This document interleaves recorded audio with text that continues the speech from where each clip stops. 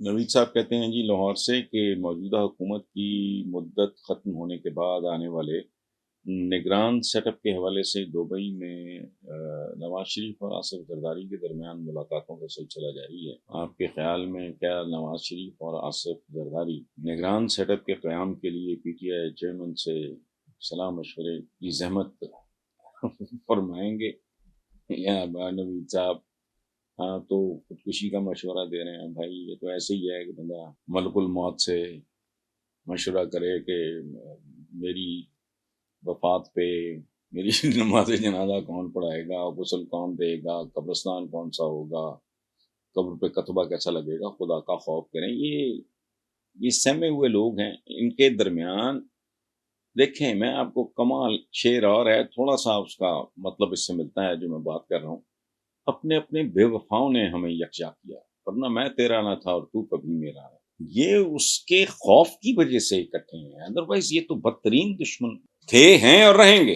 یاد رکھیں میں اس کی ونتنیاں گھسیٹوں گا تو فلانا کروں گا، یہ وہ وہاں تک بے نظیر بھٹو مرحومہ، ان کی والدہ محترمہ، ان کے بارے میں انہوں نے کیا کیا گند نہیں اچھالا، کیا کیا کچھ انہوں نے نہیں کیا، کیسے کیسے پوسٹر اوپر سے نہیں جہاں سے پکوائے اور کیسے کیسے لفظوں سے ان کو نہیں نوازا۔ تو یہ پاور پلے میں بے شرمی ڈٹائی، ان کا کوئی آگا پیچھا ہوتا نہیں، ان کا کوئی اصول ہی نہیں ہوتا، کوئی ان کی اخلاقیات اپنی ہوتی ہے جو ہم جیسے لوگوں کو سمجھ نہیں آتی، تو سوال ہی نہیں پیدا ہوتا۔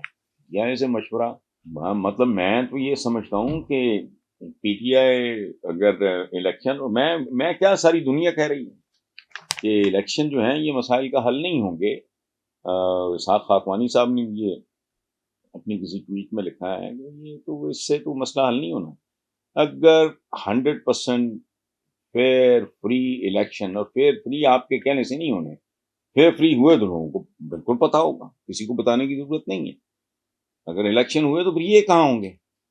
تو یہ تو اب سازشیں، جوڑ توڑ، فلانا، جھوٹ، دروغ، اس کے علاوہ تو اس کے ساتھ مشورہ، وہ ان کی شکل دیکھنے پہ راضی نہیں ہے، یہ اس کی شکل دیکھنے پہ راضی نہیں ہے، اس کو ان کی شکلیں دیکھ کے ہنسی آتی ہوگی، ان کو اس کی شکل دیکھ کے خوف آتا ہوگا، تو اس طرح مت چھوڑیں۔ نیکسٹ ہیں جی گجرانوالہ سے سدرا امین، وہ کہتی ہیں جی وزیر اعظم شہباز شریف نے کہا ہے کہ ہمارے اگلے وزیر اعظم نواز شریف ہوں گے،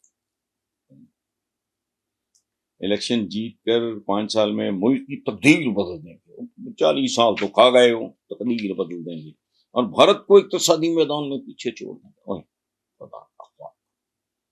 اس ملک کو، اس کے ملک کی اکانومی کو، اس ملک کے کرنسی کو ٹکے ٹوکری کرنے کے بعد ہم تقدیر بدل دیں گے تو فلانا، خدا کا خوف کرو۔